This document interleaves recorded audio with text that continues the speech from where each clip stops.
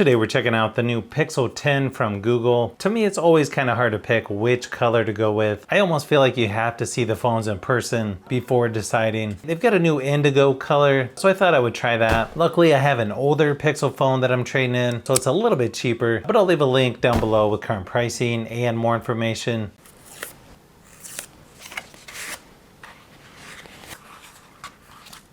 Seems like less and less inside the box, and that's definitely the case this time. You just have a charging cable inside the box, and that's it. I know I probably said this on the Pixel 9 series. Besides the camera design, the rest of the phone feels about as close as you can get to an iPhone, which is not necessarily a bad thing. But if you look at the new color of the iPhone 16 compared to the new Pixel 10, I think you can see where they got their inspiration from. Blue is just a little bit darker. Could just be the iPhone is a matte finish versus a shiny glass on the back of the Pixel 10. It does have a really nice clean design to it. Really small changes from the Pixel 9. You now have an extra camera. Also looks like the G on the back's just slightly larger now. Buttons look pretty much the same. You don't have the little antenna mark on the top anymore. Seems a little crazy to me, but apparently they got rid of the SIM card tray. I can definitely see that being a problem for some people. So apparently eSIM only now. As far as the specs go, just slight changes from the previous Pixel 9. It's still got a 6.3 inch OLED Actua display at 1080 by 2424 resolution, up to 120 Hz refresh rate. It's a little bit brighter now at 2000 nits and up to 3000 nits peak brightness. It's got Gorilla Glass Victus 2, just like the Pixel 9. IP68 dust and water resistant, just like the Pixel 9 as well. Surprisingly, it's still 12 gigabytes of RAM, which isn't bad, and it starts with 128 gigabytes of storage, goes up to 256, but again, that's the same as the Pixel 9. It also comes with the Tensor G5 processor instead of G4. The camera visor definitely sticks out quite a bit still, but overall, pretty nice look to it. I also like how they painted around the edges, that same blue color, again, pretty similar to the iPhone. Looks like they added a little hand that waves to you. And of course, similar to Apple, they're saying hello in several different languages. As far as software goes, it comes with Android 16. It also comes with 7 years of major software updates, including security updates, just like the Pixel 8 and Pixel 9. Of course, you have gesture navigation by default, but you can go into the settings and change that to 3-button navigation as well. I do like how the accent color matches the color of the phone. Just has a nice clean design to it. Of course, it has Google Discover newsfeed left of the home screen. I assume that's the default wallpapers from the other color options. Looked like there was a software update, so I went ahead and did that. I kind of like the new notification or quick settings, how it's a little bit different than before. The toggle's a little bit different for the screen brightness as well. Also seems to have things organized a little bit better. You can add shortcuts just by tapping on them. You don't have to drag them up there anymore. Definitely a nice touch in my opinion. Looks like in settings it's a little bit different there as well. You can see each group has a little bit different color. The volume slider is also a little bit different as well. Looks like it's using about 31 gigabytes of the 128 available. I feel like that number used to be in the 20s. Not horrible, I guess. Fingerprint scanner seems to work pretty good on here, so that's good to see. When you do recent apps, you've got screenshot or select down below.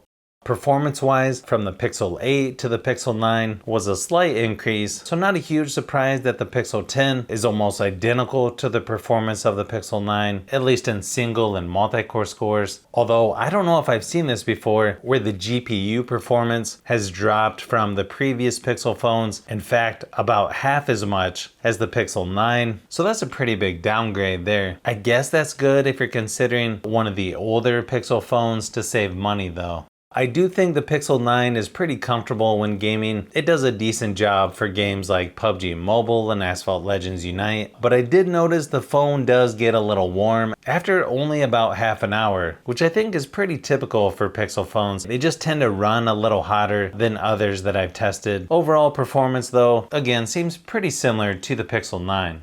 It also has a little bit larger battery at 4970 milliamp hour versus 4700 on the previous Pixel 9. Kind of interesting, it's got 30 watt charging just like before, but it no longer says 45 watt using the official Google charger. It also now has Pixel Snap wireless charging up to 15 watts for the base model. I believe it's higher on the Pro versions. I also ran my typical battery drain test at 100% screen brightness, and it lasted about 10 hours, which is basically the same as the Pixel 9. Of course, there's lots of variables when it comes to battery life, but considering the brighter screen on the Pixel 10, I would say that's actually pretty good. So it should last a couple days with normal use, even longer if you turn the screen brightness down. And then it took about 1.5 hours to charge back up, which seems pretty comparable to most other phones that I've tested. The speakers on here aren't going to be the loudest out there, but still not bad considering the size of the phone. Here's a quick sample just to give you an idea of what this sounds like compared to the Pixel 9.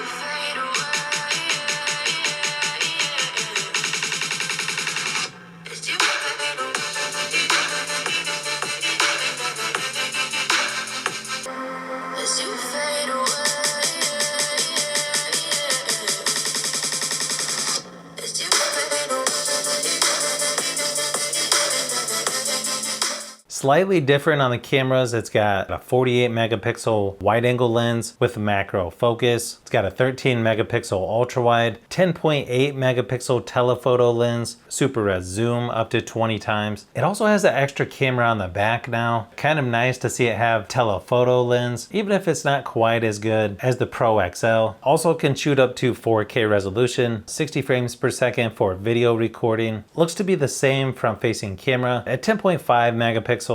Looks like they've added some stuff to the camera app. Looks like you have motion photo, top shot, auto best take. You've got action pan, long exposure, add me, portrait, photo, night sight, panorama.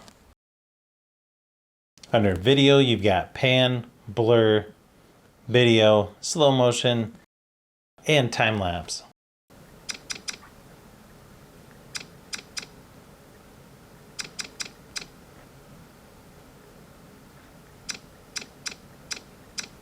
Not a huge surprise, but the camera quality looks really nice on here, especially in my studio lighting. But here's a few quick samples just to give you an idea of what to expect from the new Pixel 10.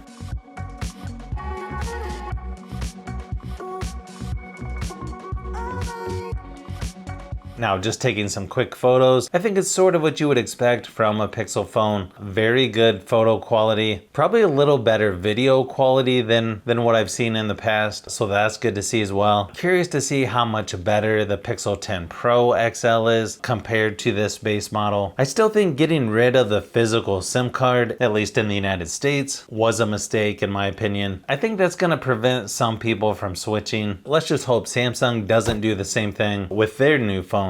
Although this could also mean the Pixel 9 and Pixel 8 series may become more popular, considering they're getting 7 years of software updates as well. Next, I'll be checking out the Pixel 10 Pro XL to see how it compares, and of course some case videos as well. So if you like phones, tablets, and other tech, I've got a lot more stuff that I'm working on as usual, so keep an eye out for those upcoming videos.